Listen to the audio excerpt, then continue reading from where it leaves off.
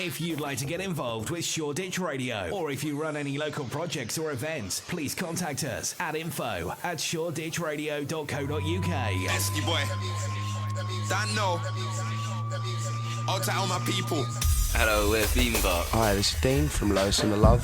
This is Roman from Breton. I am Adam Farsick. I'm Orlando from the Maccabees. I am Colin Peters. I'm Lewis from Chapel Club. Hi, this is Guy from Zulu Winter. Hello, this is Carl Barat.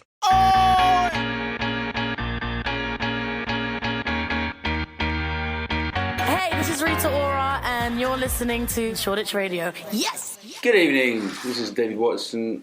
I'm speaking to you from Shoreditch Radio. Joining me tonight, Maha Younes and Brian MacCumhaill, whose name I had to practice because it's an Irish name and it sounds a bit like son of cool, MacCumhaill, but it's spelled very differently. Good evening, Brian. Hello. Good evening, Maha. Hi. How are you all this evening? Cold. Cold. I just think this is autumn. You know, it's normal. Brian, I suspect it's not really cold for you, is it? Good Irishman. I don't know. This is fine out. Although an Irishman who's lived most of his life in England, am I not right? Yes, most of my life. But when I was a child, I went to school in Dublin. Yeah, and he's retained the Dublin accent. Am I right? No. Yes, a little. Anyway, Brian's a seasoned campaigner. At one time stood alongside Brian Hall in Parliament Square.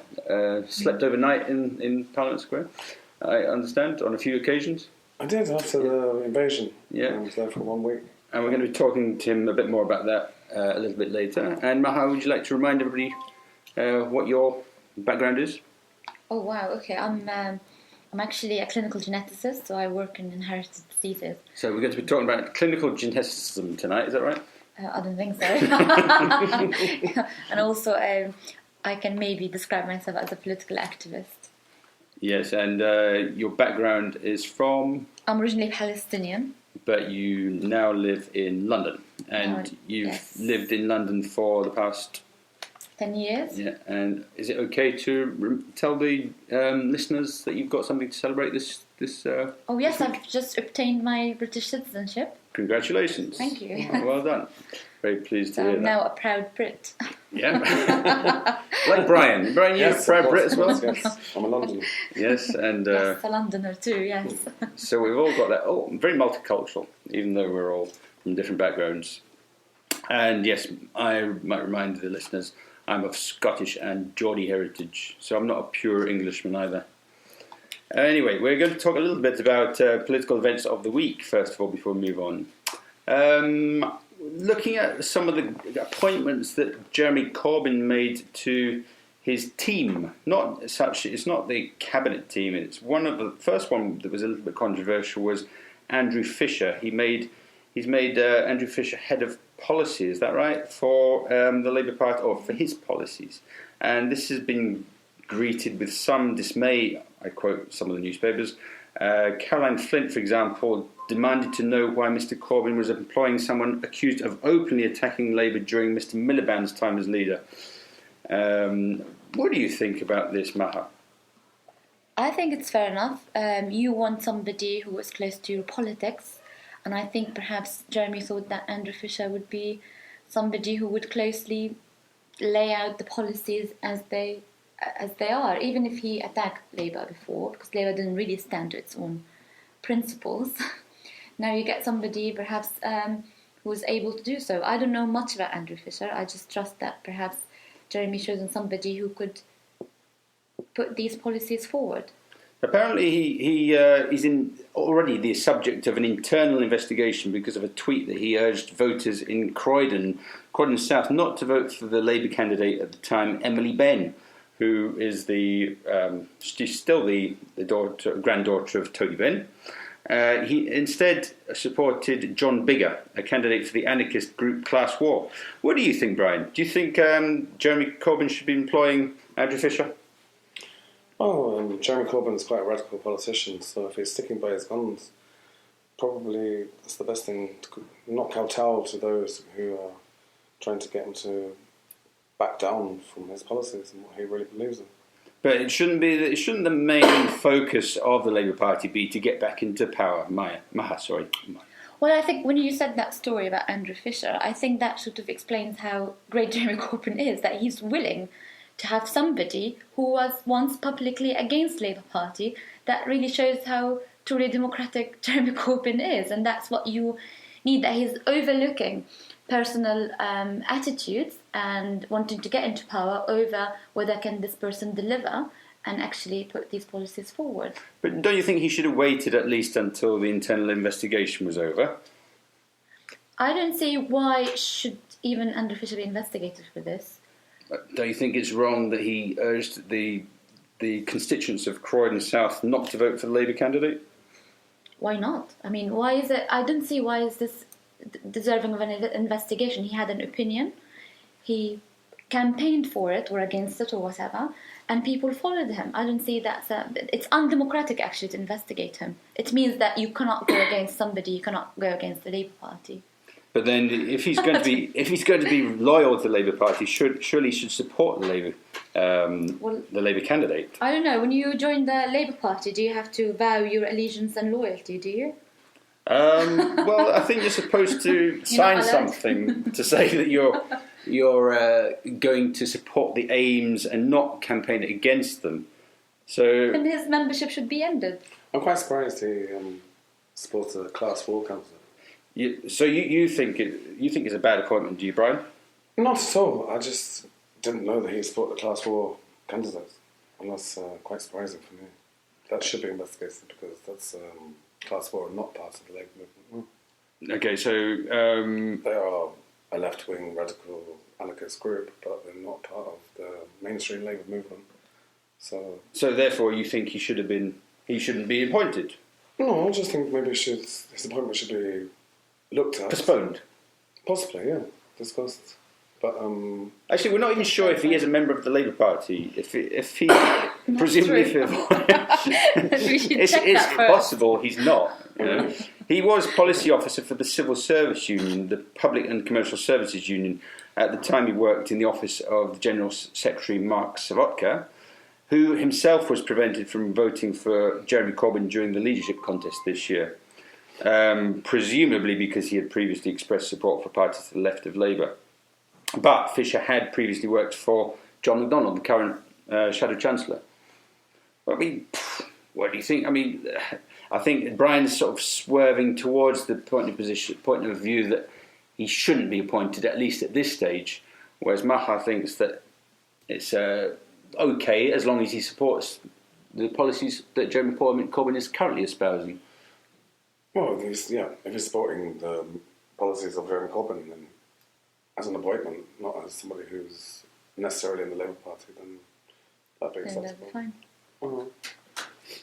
Okay, so a little bit of a difference of opinion, but I think we could say that it's true that Jeremy Corbyn has seen some resistance to his leadership, and those MPs, such as Simon Danjuk, who has indicated he might be willing to stand against Corbyn in next year's possible election.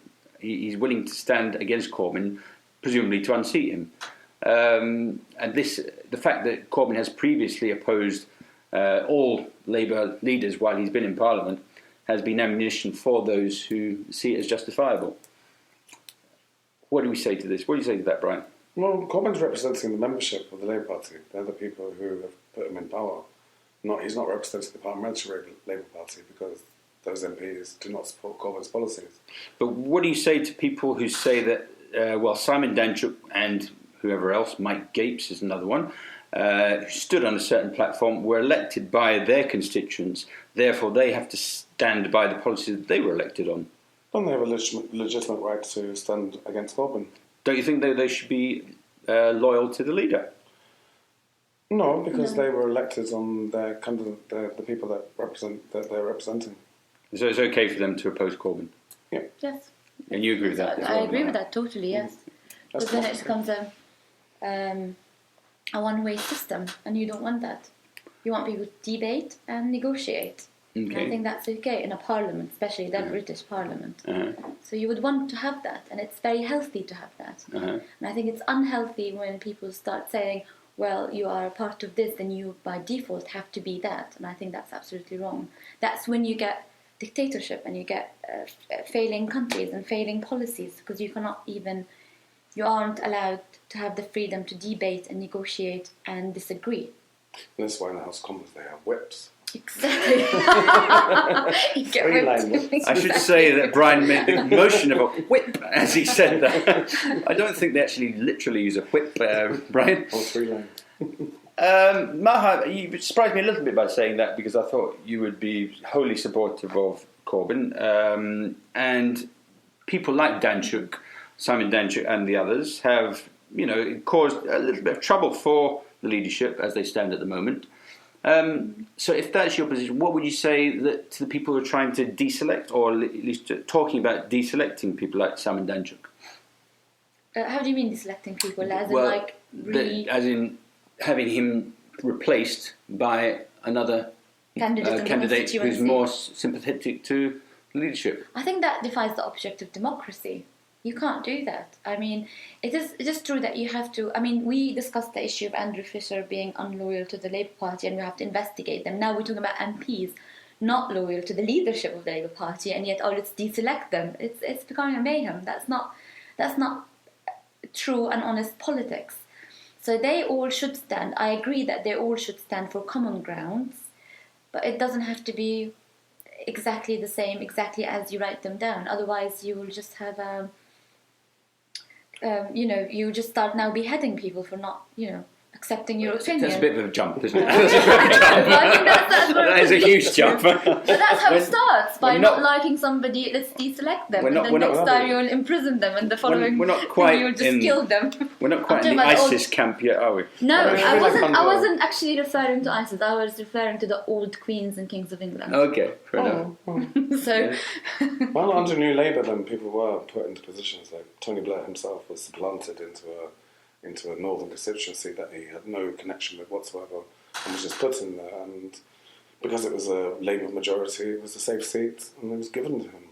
So he was appointed into that position of whichever constituency was in the north. So those circumstances are not really democratic. Okay, so let's take the issue that we've recently had some controversy over, about Labour opposing the fiscal responsibility bill that the Tories proposed, and those 21 or so MPs who refused to support it.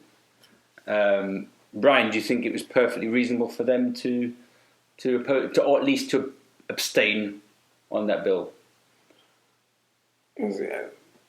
Yes, because unless it was like something that had to be done on the loyalty of the whole party. But that position, there was a 3-line whip. There was a 3-line whip. Okay. All right, so let's take another thing. So, I think both of you support the idea of unilateral nuclear disarmament. And there's a lot of the Parliamentary Labour Party who don't support it. So if Jeremy Corbyn wants to get his way, and I think he and John McDonnell both support that in principle, that Britain should get rid of its nuclear weapons, how are they going to carry that through if you don't, A, have deselection, and B, have a stronger, more disciplined Parliamentary Labour Party? It's not about the discipline of the Labour Party, it's about how do you put forward your policies as a party as a whole. Okay. So the issue is, I think, that they need to have a system, and I don't know exactly how that works within the Labour Party, whereby they have to agree on one policy, it's been majority agreed, then you have to support it in the Parliament. That's how it should be. You don't threaten somebody, you're not supporting you, I'm going to deselect you. There must be a system that they have whereby they put these forward as a common ground policies for the Labour Party. Okay. And those MPs should be, I sort of now maybe tracking back what I've said.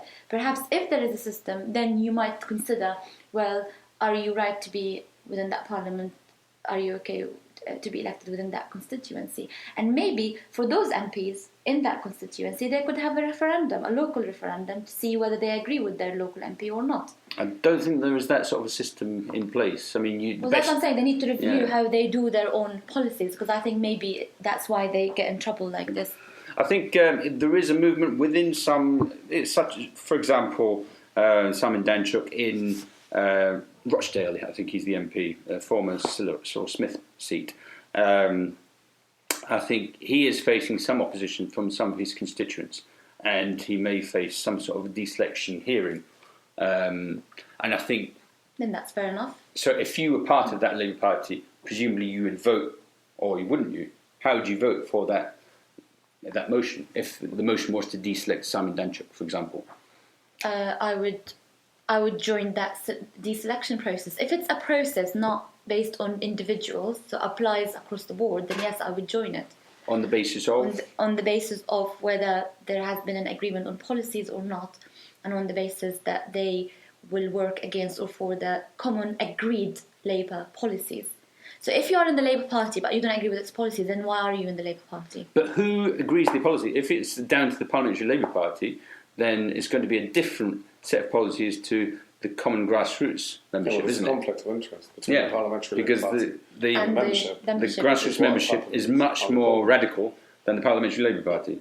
So who should decide? Well, they both are democratic. So you have the Parliamentary Labour Party, they've all been elected by the constituencies, and then you have the Labour movement or the Labour Party membership today. So if they want to start deselecting their MPs, that's down to the constituents in those areas. And actually, if it's true that the constituency is supporting that MP, whether that MP is Labour or not, they would select him again. So that MP could go independent. Possibly.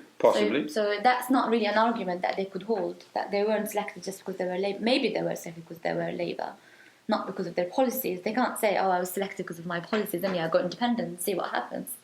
Do you think, getting back to the appointment of Andrew Fisher and Seamus Milne, both of whom are well to the left of most of the Parliamentary Labour Party, do you think it's probable that Jeremy Corbyn is making these appointments regardless of what the media and the Parliamentary Labour Party think of it? Do you think he's just making these appointments because he thinks these are the people that ideally he wants, and to hell with the consequences? Yes. You think that, yeah? Yeah. Because he's sticking to what he believes in all his life, and that's what he's always campaigned for, and this is what he believes in.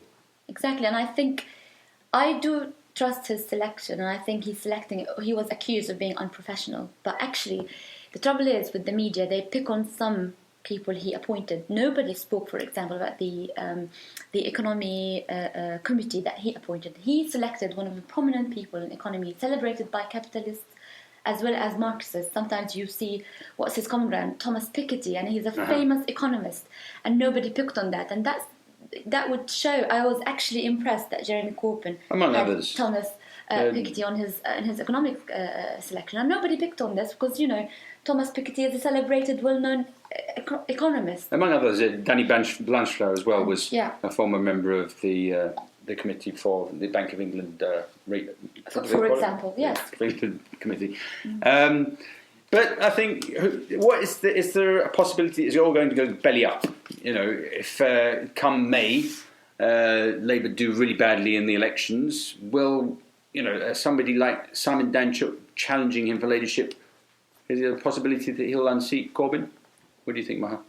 I hope not, because we haven't seen anything from Corbyn yet. The trouble is with the way things run here, the politics is quite bizarre. You have to prove your competence by saying things rather than by doing things.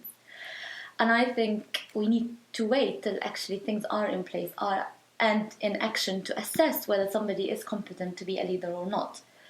And I hope that he wouldn't be unseated. I hope that he will continue to actually see through his policies, because I think they will benefit this country quite a lot. I mean, a lot of the heritage this country has is because of the Labour movement when it was at its best in the 60s and 70s, and everything we celebrate and enjoy now, or even in the 40s, it started in the 40s, we celebrate and enjoy now, is because of these very policies that the major media is opposing. What do you think, Brian? Do you think you can carry those through and go down in history as someone like Clement Attlee? Well, I wouldn't say the Labour movement was at its best in the 1970s, because I do have deja vu regarding the election of Michael Foot. That was the 80s, wasn't it? The late 1980s. Well, Thatcher came in 79, and then. But Callaghan stayed on as leader for at least 1 year. It was the 80s when Foot was elected leader, either 81 or late 1980. So this is when Labour went to the far left and stood by their principles, of course. But Foot wasn't that far left. He was opposed by Ben on a lot of issues. But a lot of the social welfare and women's rights was actually achieved at that time. But compared to Callaghan and Wilson, Foot would be left of them. Yes, it's And but this still, was, you know, this was a government that existed in the 1970s. compared to Michael Foot Blair, never got into Compared to power. Blair. compared to Blair, Wilson was well to the left. Of course. But in terms of the Labour movement, if somebody doesn't Yes. stand up for the Labour movement, which is an integral part of English history or British history, because it's on its knees, and they're about to introduce legislation that will make striking virtually illegal. Now, if somebody doesn't stand up for the outrageous. working class of this country, because it's nearly finished, and all I've seen since the 1979 is regression in terms of the rights of the people. So at least there's somebody been elected to the leadership of the Labour Party who might try to stop the tide.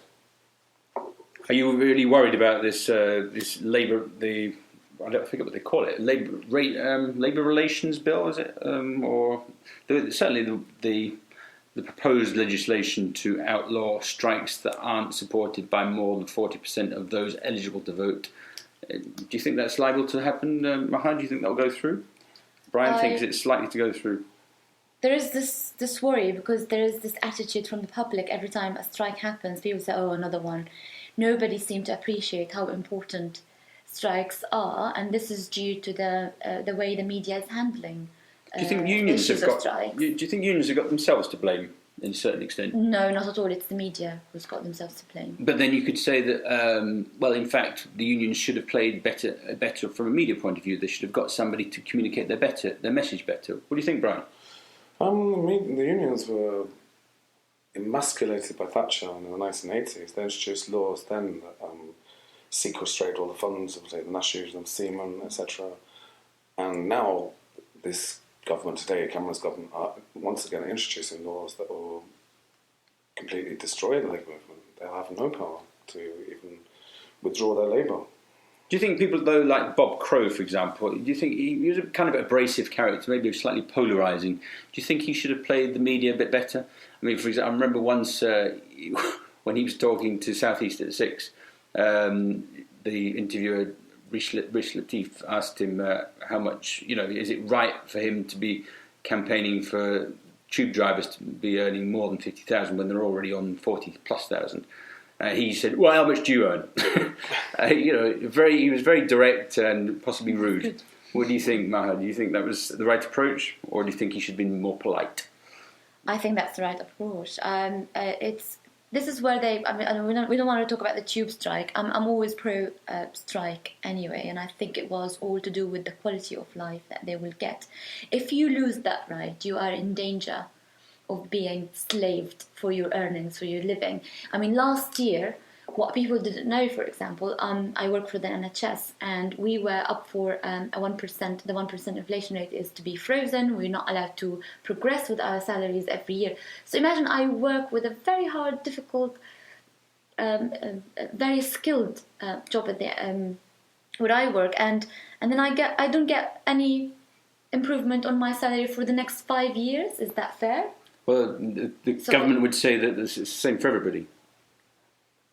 No government would say, why would you be? Should you be any different when everybody else? No, it's not the same for everybody, because you have the private sector, and I don't think the private sector would have that. And you have then the Bank of England and people who work for banks who get their bonuses every year. No, it's not going to be the same for everybody. It will actually increase the gap, because I will be working for 5 years for the same salary.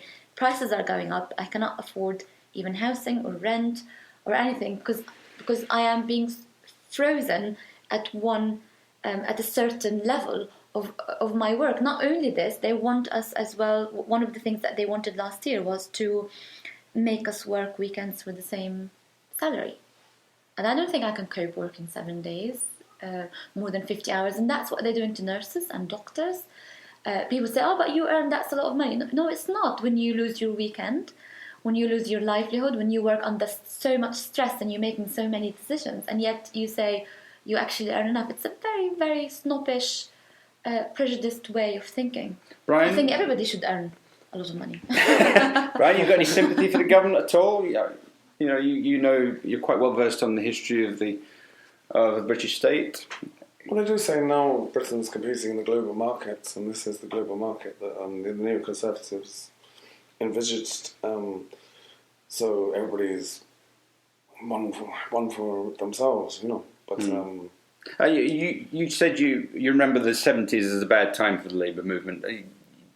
Could you see a situation where if everybody's earning, say, with 5% wage rises per year or 10% wage rises a year, could you see a situation where the economy runs into real trouble? No, because it would make more sense. Why would it make more sense? To keep a social equilibrium rather than create the rich getting richer, the poor getting poorer. It creates social imbalance. Is there you'll get more criminality and more deprivation and... Is there an argument for saying, well, actually, you should be taxing the rich more? Even Corbyn's not proposing a higher rate of tax than 50% on the highest earners, whereas even under Thatcher, the late Geoffrey Howe, who died just recently, when he was Chancellor, had the top rate of tax of 60%. So why aren't Corbyn and MacDonald proposing a rate of tax which is at least 60%? I think that should be. And they say that the rich will leave, etc. But when you've got such division between rich and poor today compared to, say, the 1970s, it's ridiculous. It's astronomically different. And what would, if you were Chancellor, what would the top rate of tax be for you? It'd be incremental. Would you say you should have 90%? Like they used to have 98% tax. That would be ridiculous. Why would that be ridiculous? Does anybody people just not pay tax? They'd leave. Well, say you had a 98% rate of tax on. I mean, it wouldn't be everything, is it? Would it be? Because even at the moment, when it's 40% or something, it's only on the amount you earn over 150,000 or something. So even when it was 60%, it was only the amount you earn over. The last thing you want to do in any kind of system would be to stifle enterprise. Now you sound like Tony Blair. No, because enterprise is a good thing. And like the whole kind of socialist or communist idea of complete state control does stifle enterprise. But then say you just said, okay, everything you earn over £1 million. Not completely, no. In a democratic socialist system, of course you can have enterprise, but if you have complete state control and no incentive, if the tax is too high, to make a fast buck. Say if you say only the earnings you have over £1 million, including bonuses, will get taxed at 90%. What's wrong with that? Because nobody needs to earn more than £1 million a year. Maha, right? Well, the issue with tax is not how much you tax, it's what do you do with that tax. So if you are providing public services, if the transport is fair and it's not expensive, if my NHS is provided for me for free, not with many, at the end of the day you would feel, I don't need to earn much because everything, the state is providing my living, my education, my health system. But what's happening now with the Tories, they want to increase tax and take the social services. And you think, hang on a minute, so what am I going to do now? My salary is less and I have to pay for everything. So that's what you need to achieve. You need to achieve the balance between how much am I taxing and what am I doing with that tax. Why is it fair not to bail the NHS, but it was fair to bail the banks? Why is it okay to put millions and millions of pounds overseas on unnecessary wars when the NHS is struggling? So these are the questions that we need to ask. What is the government is doing with that tax? And why do we need to tax somebody 90% and somebody else, whatever percentage? You will achieve that fair percentage when you actually declare or set out what you are doing with that tax. And it's only fair. If it's a fair system, then you wouldn't really care how much I am being taxed. Would you favour a top rate of tax for 90%, Maha? I would, if there are social services to meet that. If there are things that I get from the government that would meet that, like cleaning the streets, the councils, the education, looking after elderly people, etc., etc., then my retirement will be guaranteed. I will not struggle. Yes, I would favour that, if the tax is well used. Perhaps a difference of opinion here with Brian and Maha. I wouldn't totally agree to a 90% rate of tax. Something that would be more fair and cause a greater balance that maybe would be agreeable to the capitalists rather than just complete unbridled. Does it really matter if the richest capitalists leave? We always get this, there'll be a great brain drain and all the rich capitalists will leave. Is that a big deal? Do we really care? I think it'd be the opposite of a brain drain. Look at countries where tax is high. Is it France that tax? Tax has higher rates of tax, but I think the highest rates of taxes are generally in the Nordic countries, Sweden, Scandinavia. And look how well they do. On social services, yes. Always look at how well other countries are doing. We are just being. The trouble is with the media, maybe even us. We always jump into conclusions based on prejudice and on anecdotes and not on evidence. So let's look at the evidence and see what the best would work for us, and that's where the argument should come from. Okay. So, talking a bit about Seamus Milne, because you mentioned wars and stuff, and Seamus Milne was very critical when he used to write to The Guardian of Labour's foreign policy, and I know in the past you yourself have criticised this, Maha. Brian, we mentioned earlier that you'd been in Parliament Square with Brian Hoare, the former war protester who died, when was it, about 5 years ago? 2011. How did you get involved talking to, protesting with Brian Hoare? I just met him in January 2001, and he had a protest there about the sanctions against Iraq and that children were dying because they're not receiving medication. But 2 years before the war? 2 years before, indeed. And then sort of through the media I saw that there was this impetus to actually go to war, seemed to be building and building and building. So more and more I would go down there over that time until it actually happened. And there were thousands of people there on the day that Iraq was invaded. But there were only a few people that used to go and visit him before that. And it seemed to be building up and up and up to that point. And he seemed to know that the writing was on the wall that it would happen. How do you think he knew that it would happen? He was involved in protests against the war in Vietnam. He was family with peace campaigners. And I think he saw the injustice about Iraq and maybe saw that there was an agenda that was there already on the cards. What, you think the agenda came from Bush, though? Yeah. George W. Bush, the former United States, the US from president. the first Gulf War, where they could have gone all the way to Baghdad. Oh, this is an interesting point. So you think that he thought you think he thought that was the motive, that he wanted to finish off what his father had started and not finish? Because a lot of the neocons actually said, why don't we go all the way to Baghdad? But if it wasn't for the jet fighters who were bombing the road to Basra and killing lots of people who were running away, who were in retreat, and the fact jet fighters were going back in the American Air Force saying, we can't carry on doing this, we're just killing people who are running away. They didn't have the agenda to go all the way to Baghdad anyway. But they didn't have the authorization from the United Nations. They had the authorization to unseat. Yes, they didn't have the authorization. The Iraqis from Kuwait, but no further authorization. So interesting that George Bush Senior sort of stuck to what he'd been authorized to do, but George W. Bush went regardless into Iraq without any United Nations authorization. Yeah. But you think that... Maha, have you got a take on this? On the motives for the Second Gulf War perpetrated by George W. Bush? It's true. We are seeing the outcome actually of it now, which is the further division of that region, because they want divide rule. Does actually stand in that region. They want to create an axis of power. I mean, they said on that axis of evil. Do you think that's why George W. Bush went in? Because he wanted to divide, destabilize. Yes, destabilize. Yeah, definitely. I mean, what else? I mean, you can see the region is really destabilized. To create small countries that have no control over the whole region, to control the petrol powers in that region, it's control over that land, creating, because you can see now the axis of power in that region is really Israel, Iran, and Saudi Arabia. These are the three main countries that have a say in whatever happens now in that region. Jordan does have no say in it whatsoever. I mean, when I went recently to Jordan, it's full of American and troops in the outskirts, full of other nationalities. It's completely different, the landscape now. What about Egypt? Jordan. Egypt's a major player, surely. Not really. They are puppets. They're just used as an excuse in that whole region. What happened was the spring in Tunisia and Egypt was an absolute surprise to the Americans. And what is now happening is that they want to gain that control by now Sisi is another they removed the previous leader, I forgot his name now. Mubarak. Not Mubarak, no, the one before Sisi.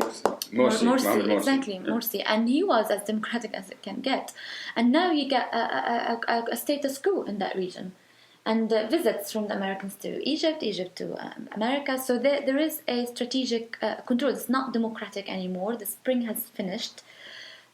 It's winter, dark winter now, I think, and it was really Egypt and Tunisia was a very surprising thing that happened. It wasn't planned. The people just went out and they just rose up. That's it. But they weren't allowed to flourish because of the American interference. Well, Brian, what's your take on this? Do you agree with Maha? Some people might say Maha's take is a bit conspiratorial, that they wanted to divide and rule. Yeah. I think she's right that there was they weren't ready for the spring in Tunisia. That happened naturally. No, I mean with regard to what she says about the three main axes, the three powers now are Iran, Saudi Arabia, and Israel.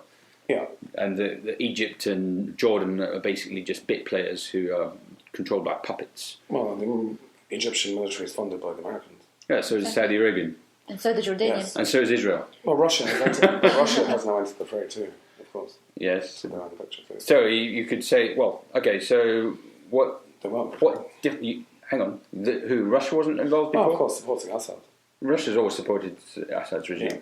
They became more involved recently. And they were involved before in supporting Saddam Hussein in the past, before the Americans. Well, that was before. So I have a theory on this, actually. The Soviet Union, we call it, not Russia necessarily, it was Soviet Union then.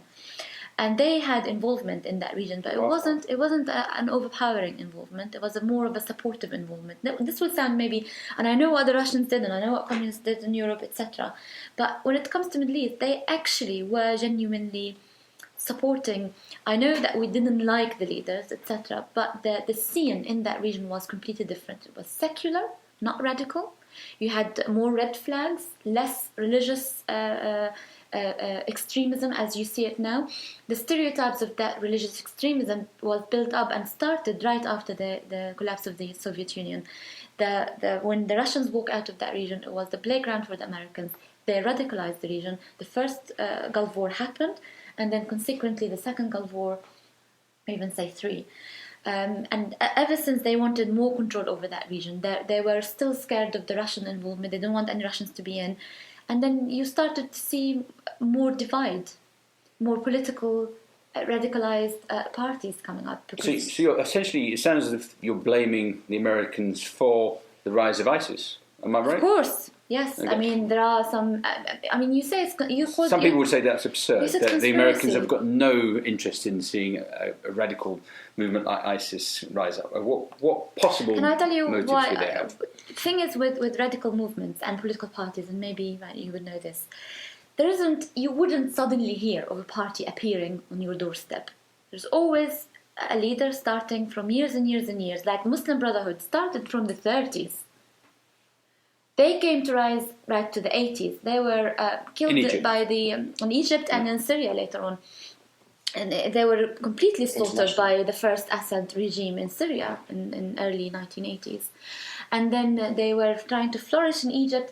So there is a history of development of the Muslim Brotherhood right from when they started till now. You never heard of the state of ISIS till a year or 2 years. That's quite radical for a political party or a movement to start suddenly like this. But they sort of grew out of Al-Qaeda in Iraq, as I understand it. And before that, Al-Qaeda... I didn't think Al-Qaeda had any involvement in ISIS. I think al-Baghdadi was a completely independent person who appeared separate. Yes. This is what I heard. I can't... They actually appeared in Saudi Arabia. They are Wahhabis. Yeah, but I think Zarqawi was an inspiration for ISIS, and I think some people from ISIS were originally with Al-Qaeda in Iraq. I think maybe with Zarqawi, I can see that because the ideology of Zarqawi is very much close to Wahhabism and close to ISIS now. But there was a difference, as I understand, between al-Zarqawi and bin Laden. I'm not exactly sure what, but I think al-Zarqawi was even more radical than bin Laden, as I understand it. bin Laden was, it sounds odd, but he was more conciliatory and wasn't out for all-out war against everybody in the West, whereas Zarqawi was. But the thing is, we give too much power to Al-Qaeda, bin Laden, and I mean, the whole war, the Second Gulf War was to eradicate Al-Qaeda, and look what they did. Did they really succeed in doing that? What the problem is, those people, those group of people, where does the money come from? Who's arming them? Because there's no way they could do all of this without... Who is arming them according to I don't know you, I don't know who's arming them particularly, but what I know is that we have political powers like the CIA, the KGB, all the secret police services, all the powers that they have. They could clearly, definitely know where the money is coming from. They can know how they operate. I'm sure they know. It's not a street fight. If it's as organized as they claim it is, then why can you not de-organize them? Why can't you go and get them? The Russians did suddenly. But then, when they suddenly got involved with Assad, I'm not supporting Assad. I don't want to sound like I said, but suddenly in a few weeks, he targeted them and managed to get rid of some of their targets. Why the Americans and the Brits, who are claiming they want to go and get rid of them, why till now, for how many years? 15 years now? 10 years? 10, 11 years, didn't succeed in doing? But I don't know the answer. But then you could. I know you don't know, but that's what we need to ask. You could apply the same argument to Afghanistan. You know, they had a stated aim to get out of Afghanistan. Certainly by now, the British and the Americans, and they still can't leave Afghanistan. Exactly, because that's exactly my argument. Well, they haven't been able to eradicate. Yeah, exactly. Why can't? I wouldn't you say it's because of cack-handed political management? They can't seem to see that they need to make some sort of accommodation with the Taliban, rather than just try and defeat them with military means. Brian, hasn't there got to be some sort of political arrangement? This is the third time the British have been in Afghanistan. And is that all? Isn't it more than 3 times? Maybe it's the 4th time. And the times before, they had to leave with their tails between their legs. The Russians were there for 20 years with the 100,000 Red Army soldiers trying to defeat the Mujahideen, with the CIA backing the Mujahideen, and they had to leave. Probably a bad place to go to war. I'm not sure. Why is it Afghanistan? Why do they go to Afghanistan and not other countries? It's quite a small country relatively. Any ideas? Because it's a meeting point of different cultures, and there's a lot of gas and oil in the region. And Afghanistan hasn't got oil, is it? That usually it's the connection route between the main. North frontier with the British Empire against the Russians, and then you have the Chinese. And it's on the border. It's the meeting point of 3 major powers: the West, the Russians, and the Chinese. I'd like to talk a little bit about Palestine. The situation in Palestine the tension has been rising in the past week or two. Maha, have you got a take on this? I'm sure you have. You say it's interesting how it's reported in media, and you say tension has been rising recently only because there has been some deaths in the Israeli side, but actually tension has been there since 67 years. This is not new.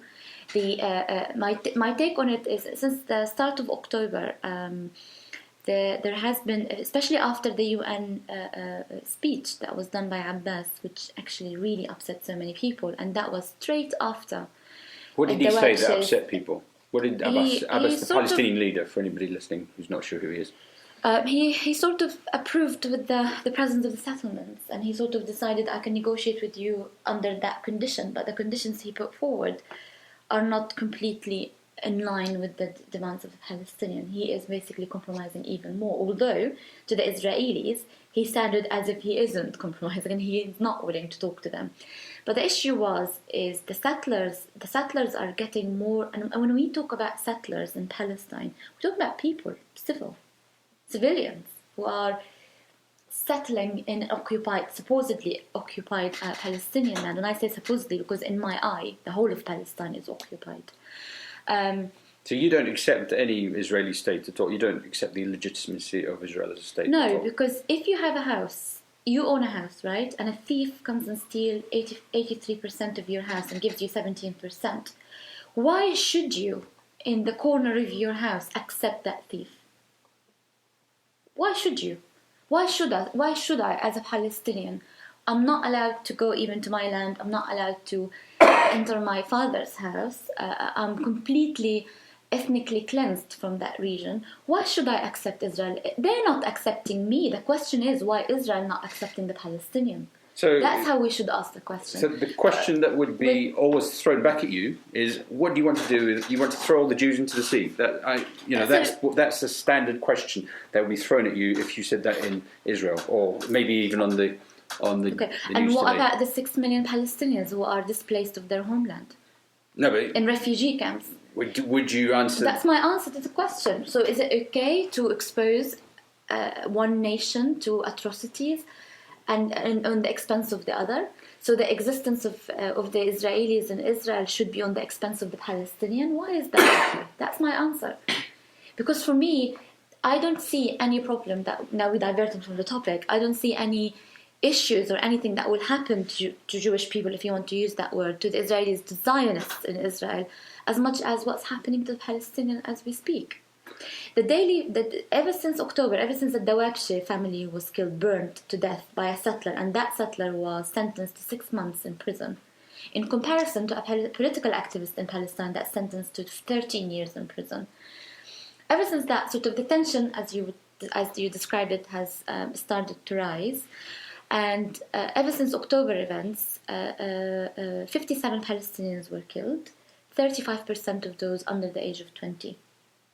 The daily killing now of Palestinians is 2 people a day and 100 injuries since October. Mm-hmm. These are the facts on ground. Yeah, without what's happening disputing in those, Palestine right now. Would you recognise that your views are nevertheless controversial? They're not controversial, they are just. Controversial to deaf ears, to people who don't think that I have the right to exist. But if there are 6 million Jews or thereabouts living in Israel or Palestine, as you prefer to call it, there are still a lot of those people, even if there are some of those people. Where are those 6 million people going to go if you allow all 6 million Palestinian refugees to return to that land? Again, I'm asking you the question, why did that happen to begin with? So those 6 million Jews, they come from Russia, they come from they have homelands. We are talking about homeland, we're not talking about religion. They come from countries they actually belonged to, and they were kicked out by force from these countries before. They had to escape these countries, their homeland, like Hungary, Poland, Germany, Russia, America. This is where they come from. Even Somalia and Morocco and Yemen, this is where they come from. You suddenly created an exclusively Jewish state on the expense of another population that actually belongs to that land.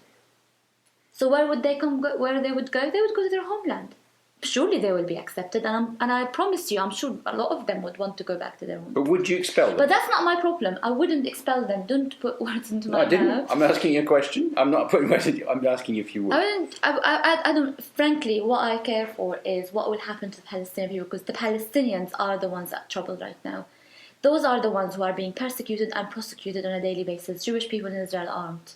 So my worry, I don't care what will happen to them. What I care is what's happening to Palestinian people on a daily basis. That is my worry. That is the legitimate question, the existence of the Palestinian people. Because Israelis exist, Jewish people exist, they are welcomed everywhere. It's the Palestinians are being persecuted and prosecuted on a daily basis. Nobody cares, because it's a question of mind and matter. They don't mind, and the Palestinians don't matter. And we shouldn't have that question stand. Brian, what's your take on this? I think the whole state of Israel was a great mistake in the first place. It was an injustice for it to be created. But I do believe that Jewish Why people... was it an injustice to be created? Do you agree with what Maha's saying? Do you agree with what she's saying? In the 1930s, the Jewish population of Palestine was 10%. Labour Party policy was to create... so when they got into power in the 1940s, the idea was to create a Palestine where Jews and Palestinian Arabs could live together. But they did. The trouble is they did live together. But then they created a Jewish homeland, and that's the mistake. And many people have come from other countries to live there. They have the right to be there, I think. I don't think they should be expelled in any sense whatsoever. But the injustice is that the Palestinians have been kicked off their land, so there must be conflict resolution where they can live together. How that can happen, I do not know.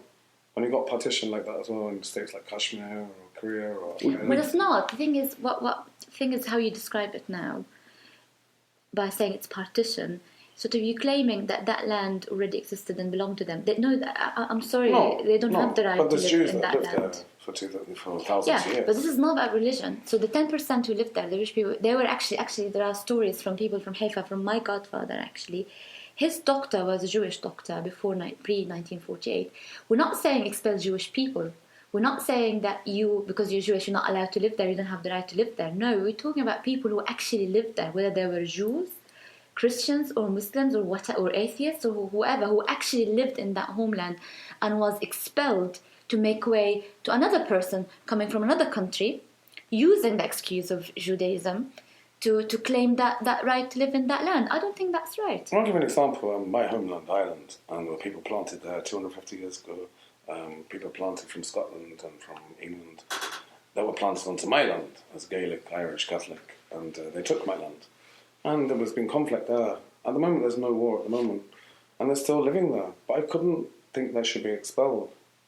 Because you can go back, can't you? They could go back to Scotland. No, can not you? Me. I'm saying. Can you go back to that land I can, where it yes. is? Yeah. And part of my land is free. Yeah. So And those people, are they? Yeah. And was sent to prison as being a terrorist, and then escaped and became a policeman in the new independent Ireland. But I'm talking about conflict resolution. There must be a way that peace can be found rather than continuous warfare, because they're there now. If they have come from Russia, they have come from many different places. Even the Ethiopian Jews that were taken out during the famine and ended up being toilet cleaners in Tel Aviv and campaigned for their own rights because they experienced racism as black Jews in Israel. Exactly, yes. There must be some way of finding some conflict resolution, and that must be accepted by the world. The Palestinians are being completely massacred. And it's genocide, and it's horrific, and it's a war crime. This talk of peace, you will never achieve peace without justice. And the just solution is to allow the Palestinians to go back to their homeland. Now, there's always this assumption, if you allow the Palestinians to go back, that you are expelling the Jewish population in there. That's not necessarily true. And the thing is, we are consumed. When we try to discuss that solution, we get consumed with the argument, what will happen to Jewish people? And now we divert it from the real issues at hand. But actually, nothing will happen. What we need to care about is what's happening to the Palestinian people now, and what could be the just solution for them. And I think the just solution for the Palestinian people is the right of return. That's a very basic demand from the Palestinian demand, and that's why we never achieved any of the peace processes that happened. Never achieved peace because it never actually tackled the real issues. The discussions of right of return, Palestinians' right of, let's say, abort, if you like, never been actually the first thing to be discussed at these peace processes. Would you completely reject the notion of the two-nation state? Yes. Why would you, if the settlers were all evacuated from the West Bank and Gaza and West Bank were given guarantees of peace and able to, even if there was a bridge or some sort of passage that led to link the two territories, and they were allowed to have sovereignty, and some sort of accommodation was reached whereby the refugees in Lebanon and Syria, wherever else they are, such as yourself, if they were given some sort of compensation, and Jews who wanted to live in Israel still were allowed to do so, would you not accept that? The way you put it sounds really good. I would like to go. No, because I think the whole of Palestine the two-state solution will not be valid, because you will still have the issue of the refugees, the right of return again. And I see what you're saying by my right to go to Israel, etc. That was actually that was discussed in Camp David in the 70s and in 1992 in Oslo, and the Palestinians actually agreed to it. Okay, so the Palestinians are always accused of not agreeing to it. Actually, Arafat signed it, and we celebrated, and we accepted 17% of the land on the basis of what you are describing. What happened? The Israelis went into the West Bank, occupied more land, evicted more people, and started adding more settlements. So the issue in hand is the greater agenda of what the Israelis, the Zionist movement, is planning in that region. The West know it. America knows what that plan is. Britain knows what that plan is, and that's why you hardly hear about Palestine in the media. But you would nevertheless reject the two-state solution, am I right? The way I would reject it, because I'm not a nationalist. I would like to see one state where everybody lived together as but not Israel as it stands now. That's my only problem. I would not accept Israel as it is now. But if we to have a one state, I rather have a one state. So maybe as I sort of said, but with a bit of a slip of the tongue, I said two-nation state. So if it was called something different as opposed to Israel, if it was called Israel, the Confederation of Israel and Palestine, where Jews who are there are allowed to live there, and there's rather than Jews are allowed to live there. The way you put it, as if it's an issue between Jewish and Muslim people, it's not. It's about land, and I insist on that. But that is the way that it's perceived by a lot of Israelis. That if those Palestinians... perceived by the Westerners, the Orientalists. It's a lot of Israelis would say, look, if you allow all the Palestinian refugees to return, then we'll get kicked out. Because they have an agenda, because they think the land will not fit both of them. At some point, that's the issue. Of course it could. Of course it will. Anywhere would fit everybody. Of course it will. Why would it not? Even though there's some Palestinians' homes who are now occupied by Jewish Israelis. They are scared of population. So the issue is, and I perhaps can see that point, is that if the Palestinians come back, they will overtake the Israeli population, and they will outnumber them in parliaments and in civil departments, etc. And they are scared that we will be a minority, and that's the issue. But then why would you be scared if you are you will not feel a minority if you don't treat yourself as one. That's the issue. They see themselves as a minority. They are creating the tension around them. They claim that they need to defend themselves. They're the one who are scared of the Palestinians more. The Palestinians actually welcomed them at some point. Look at the old peace processes. Mm-hmm. They accepted their existence. In fact, Emil Habibi, a very well-known Palestinian novelist, said once, and I agree with him, although I might have sounded differently earlier, but this is from a political point of view. But he did say the Palestinians have to accept that and the Israelis alike, that their destiny is interlinked, will always be interlinked with the Israelis, and the Israelis need to accept that their destiny is interlinked with the Palestinians. And the issue at hand is that maybe neither of them accept that yet. What's the name of this author you just mentioned? Emil Habibi. Emil Habibi. Okay.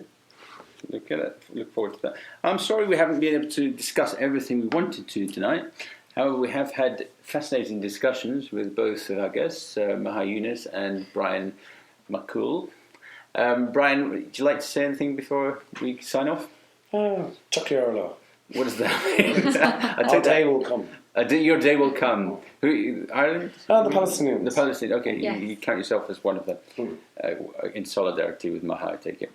Well, it's very nice. We ended on a note of harmony, I think. After a few disagreements, we're all in good spirits, and nobody tweeted in to say we're all fascist or nasty or anything like that. So thank you to both my guests, and thank you to my producer Delroy, who's done a great job as usual. And we'll be back in 2 weeks' time, and I'll let you know on Twitter who the guests will be. Thank you, bye-bye.